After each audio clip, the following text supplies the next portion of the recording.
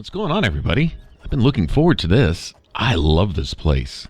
The Temple of the Ancestor Moths. It is, I think, the most peaceful location in the game. It seems to be always lightly snowing with the butterflies or moths just flitting around and the music in the background and everything. And it's just kind of up here out of the way. It's apparently a retirement community for the Ancestor Moth priests who read the Elder Scrolls in the Ivory Tower, and when they finally go blind and can't see anymore, they're supposed to come here. Not sure what's up with these guys out front. I guess they just kind of tend to the business matters of the place. Shh. This is our time for silent prayer. You may wait outside or quietly in here. We usually finish around the 11th bell. Welcome to the Temple of the Ancestor Moths. I hope you have found your stay here pleasant. What can this peaceful monk do for you, stranger? I have no idea what you're talking about. Oh yeah? We'll see about that. Be good.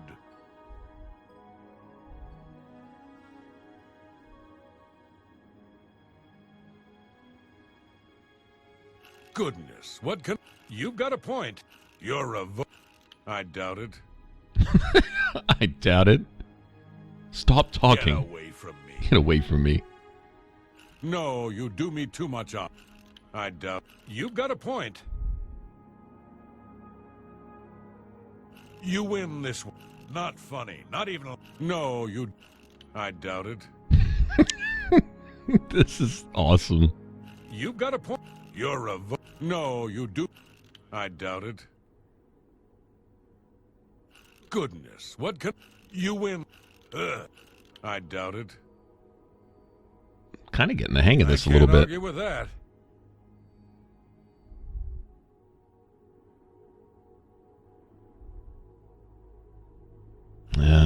Really no winning here, yeah. I doubt it. Get a... Please. I doubt it. What a... That's enough. You should be ashamed. You're good. You should be ashamed. I have no idea what you're talking about. You still have no idea, huh? You always wear soft silks. What can this peaceful monk do for you, stranger?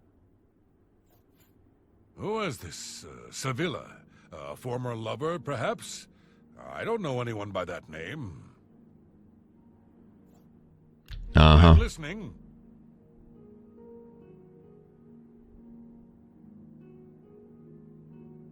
I don't talk. Whatever you want.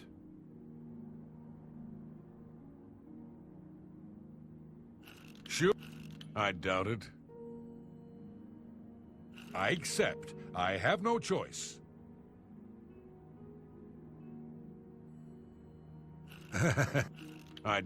What nonsense. Oh, that was a failure. Whatever you...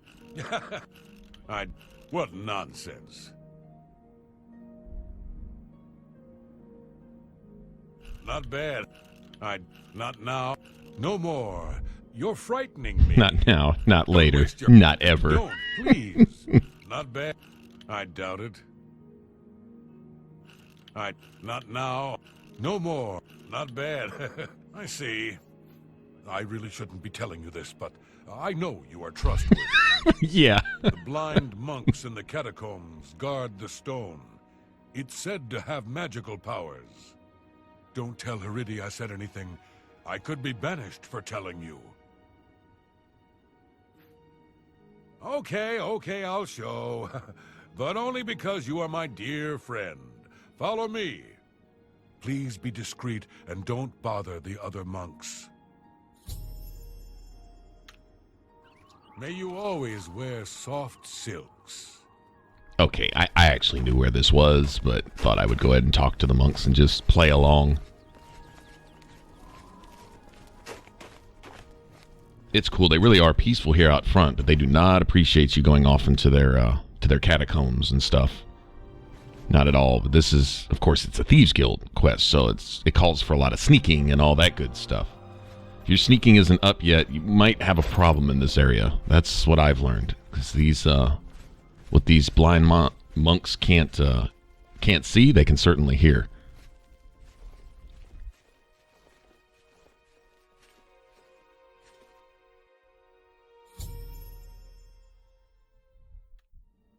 Okay, now another thing I remember from this place is that there is when we get to the end, when we get to where the Sevilla Stone is actually kept, there's a monk there, and he will always drop a leveled amulet or ring.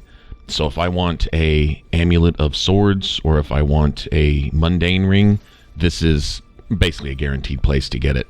And you essentially just save out in front of his little catacomb area and go in and fight him. Yep, you got to kick his ass.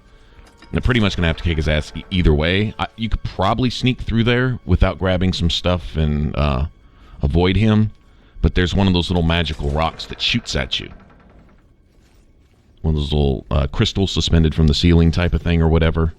Kind of like you find in the Aeoliad ruins. Well, they have one here too. I'm guessing they brought it along with Sevilla's Stone, maybe being an ancient Aeoliad artifact type of thing. I'm sure there's lore. More lore than I know behind this stone. But the Grey Fox wants it for a reason. And the coolest thing is this isn't just a fetch 'em quest. This plays into the story and does involve other areas in the game outside of just Thieves Guild stuff. Another thing I love about this game is that each faction kind of crosses over a little bit, and you interact with people from other factions and other areas of the game, other quest lines, so that if you haven't been introduced to them yet, you will be. Like, at some point, you essentially almost have to get into the Arcane University. Don't know if there's a way around that. I've never not gone in there in a playthrough. In fact, it's the first thing I've always done. It's a key part of the game's content. All the Mage Guild stuff, and it's a key part of the elements to things you need to play with. Enchanting your own stuff. I don't know where I'd be without being able to custom craft my own weapons and spells and stuff. On lower difficulties, I don't see much problem with getting through the game and just playing with what you can find, where you can still kill enemies with a basic weapon, right? But on this difficulty, I would be really, really hard-pressed, aside from making my own poisons and just kind of rolling with that, with getting by with just, whatever you pick up type of thing. It could be done, I guess, but what's the fun in that? Getting in there and custom crafting your own build. It's essentially an alternative way of building your character. You're not just practicing your skills and getting your attributes as high as you possibly can each time you level. There's something of a mini game just in that. Just in training your skills like you would in real life. Going to school and taking classes that pertain to whatever what you want to do. It's the same thing. I think it's beautiful the way they design the leveling system in this game. I appreciate it. I've talked to a lot of people who don't appreciate it, and I think that's sad. I think, well, it's a shame. But with me, I think it's awesome. And then being able to basically craft your loadout the way you want to play, like using your spells and your equipment to do particular things. And I'm sure it's all in there by design. It's made the game playable. In fact, there's some points where it's almost easy, and these are areas where I remember it being exceptionally difficult on normal difficulty, but never having put near as much thought into crafting, certain stuff. I mean, sure, I'd come up with a weapon that does a lot of damage, and that would be about it. I would try to fine-tune exactly how many points of shock, frost, and fire damage I could squeeze into my sword for the lowest number of charges, so I could use it longer type of thing, and then run around with Azura Star and have a sword that basically feeds itself. But in this case, actually getting into weaknesses and making sure that all of my spells and my summons and my gear work together with some synergy, it's been a lot of fun. Anyway. But this guy at the end, he's going to give us, on this first run, actually, he's just going to give us whatever he gives us. I don't believe you can actually, unless you just get really, really, really lucky, you just kind of take what he drops. But if you come back here, you can wait for 3 in-game days anywhere outside of this zone, meaning go to one of the other towns. We're so far up here in the corner that just about anywhere you go, somewhere else on the map, is pretty much far enough away to wait for 3 days or just go do other stuff. And once 3 in-game days have passed, you can come back here and work your way through the catacombs like I'm doing now, and all this stuff will respawn. If you learn where all the chests are and stuff, the Ancestor Moth Priests, they restock their stuff. So they put a new Guardian back there in the very last room here, which is where we're headed now.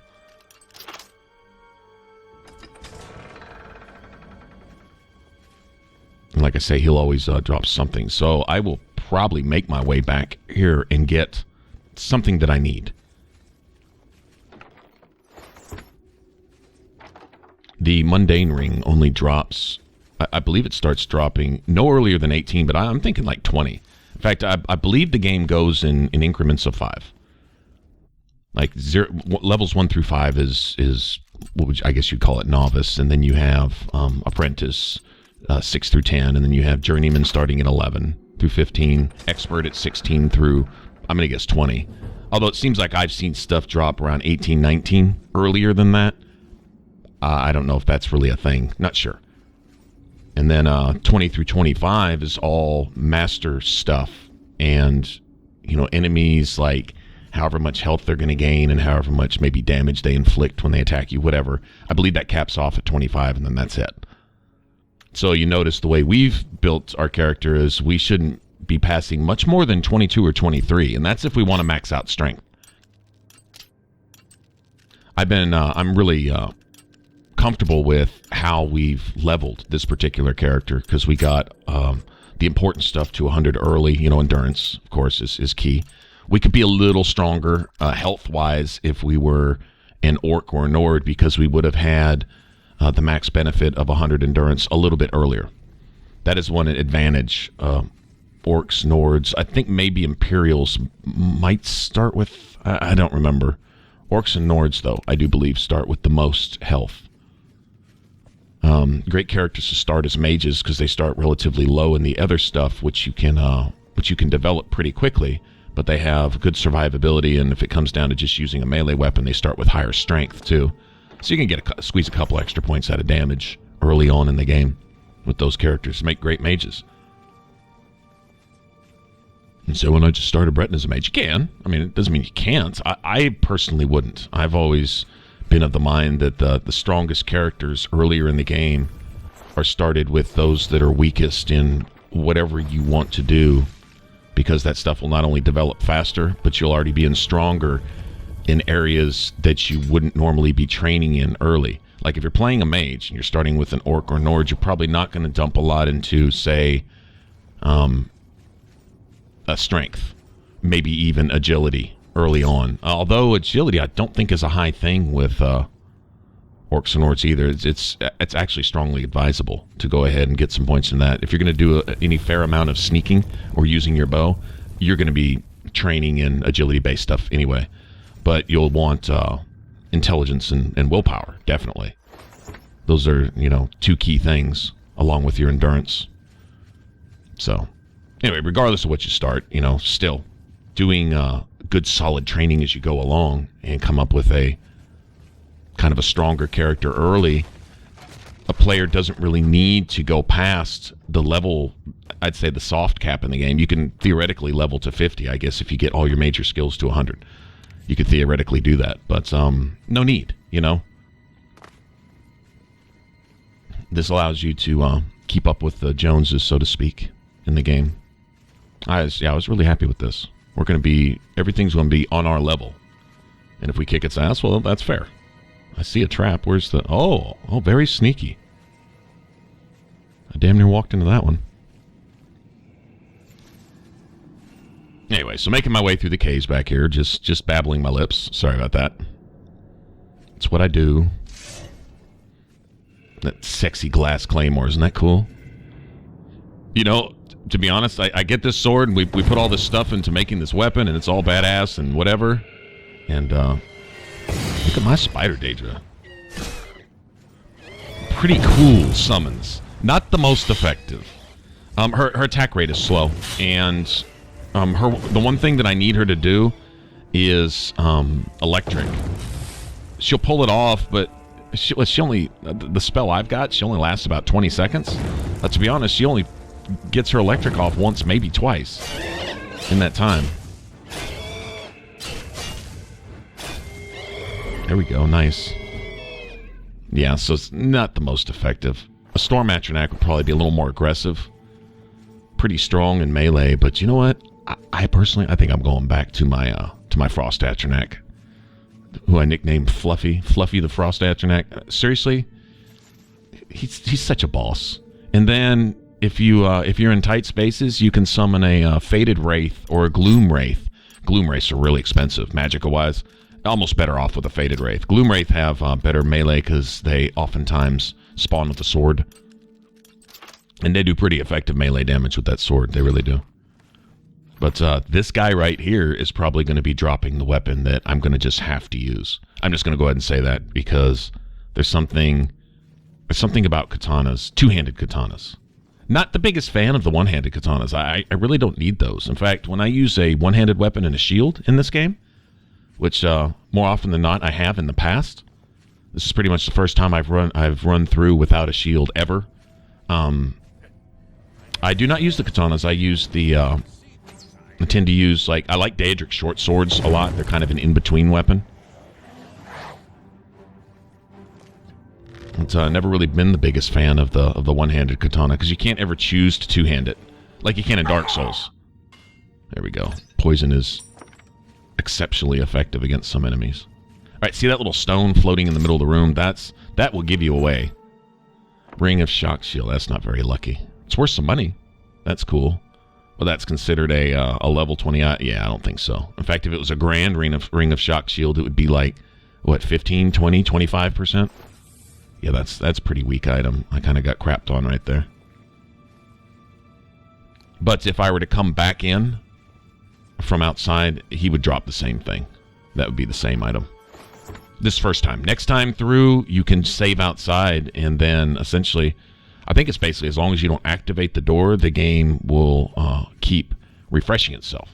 You have to keep fighting that dude. I mean, you got to earn your paycheck, so to speak. But you can get a variation on your items. You can, if he drops some, novice level crap for you, then you can just come back through. And problem is, whatever item you want, if he's wearing it, it works against you. Like if he's got, I don't know, I'm not even sure what race they're playing. It seems like there's quite a few Nords and probably a few Imperials amongst these monks. But if they're running with they may even be fully resistant to your magic if they are wearing the mundane ring. I guess it's possible. If you got a Breton monk in here and he's wearing the mundane ring, your magic isn't going to do shit. Of course, that's what you want if you're playing a Breton. It's one of the key reasons I start with a Breton. That magic resistance is that's a pretty potent ability. When mixed with the mundane ring, you're essentially almost immune to magic, if not completely immune. And that is key, especially later in the game, where many of the enemies, human and otherwise, do use some form of magic-based damage. And does that happen to you guys when you're doing archery sometimes? Your arrows just shoot themselves into the ground? They just fall limply from the end of your bow? I get that in Skyrim, too. Something about their archery system, or my lack of skill using it, one or the other.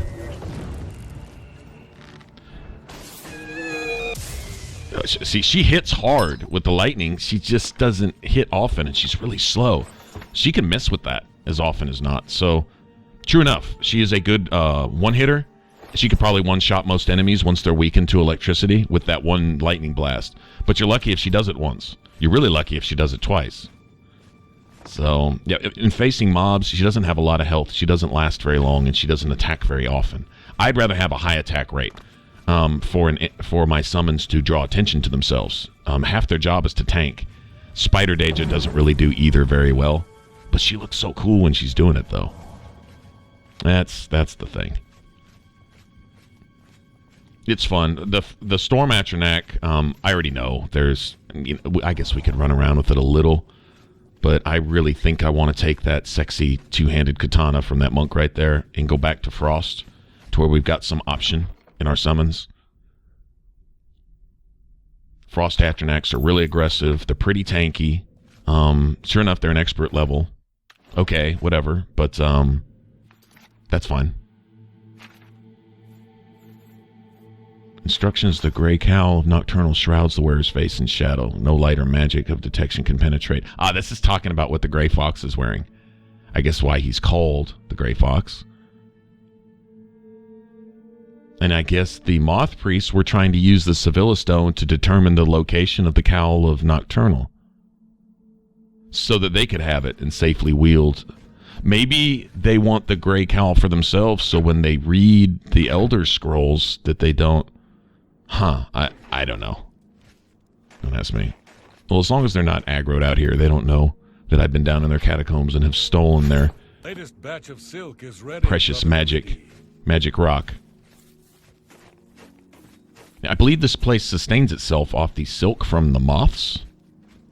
Do moths make silk? Is that a thing? Show my ignorance right there. I have no idea. Well, I don't know if it's a normal thing or if it's just these moths, but apparently they make silks in this place. Manufactures it, and that's how they keep themselves in ale and pears and cheese wedges.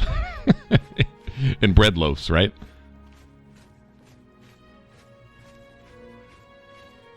Okay, let's go give him his item. I think this is another thing where we have to wait for him to notify us. But you have to have fenced enough money with the Thieves Guild fences, which we've fenced way more than enough. In fact, we almost started the game having fenced enough money for all this. I hear the monks were most hospitable. You think this is Nocturnal's cow? Where did you hear about that? I see. I suppose there is no hiding it from you. No hiding. What a joke. My whole life is hiding. Everything in that document is true. My identity cannot be known. In fact, I just told you my true name twice, but I bet you don't remember it. You and I have even met before, when I was not wearing the cowl. To your clouded memory, he and I are two different people. My own family doesn't even know me. I would give much to be rid of the gray cowl and its curse. My sources tell me that Sevilla's stone has gone missing. Do you have it with you? Capital! Now I can see past the palace defenses. Oh, it's a good thing the Emperor didn't know they had this stone. He would have had it destroyed or taken it from them and kept it under lock and key in the palace. When I have learned what I need to know, I will call for you again. Let us leave Helvius's house now. He has served me well and deserves his peace. Shadow Hike. Nice. Okay, it should update us. Like I say, we fenced thousands of gold. I think you need to fence like a total of $1,000 or so with the Thieves Guild altogether to do everything, but let's see. Yeah, this one's 700 gold worth of stolen goods, but yeah, we did that a long time ago. Good tidings, citizen. Very good. Well, I say we go to, let's see, he could call me at any time. I should wait in the Imperial City if I want to find them, want them to find me quickly. Okay, let's go do that. Let's just go to the Imperial City and we'll wait for a day or two or whatever we need to. Can literally probably just stand there and hit the back button and just chill in the marketplace. I'm gonna go sell some stuff anyway, like this crap ring that monk dropped for me. Probably gonna make my way back there too and go look for one of the two items I need. I want a necklace of swords. I've heard there is such a thing. I want one. And I want the mundane ring. Either one will do for right now.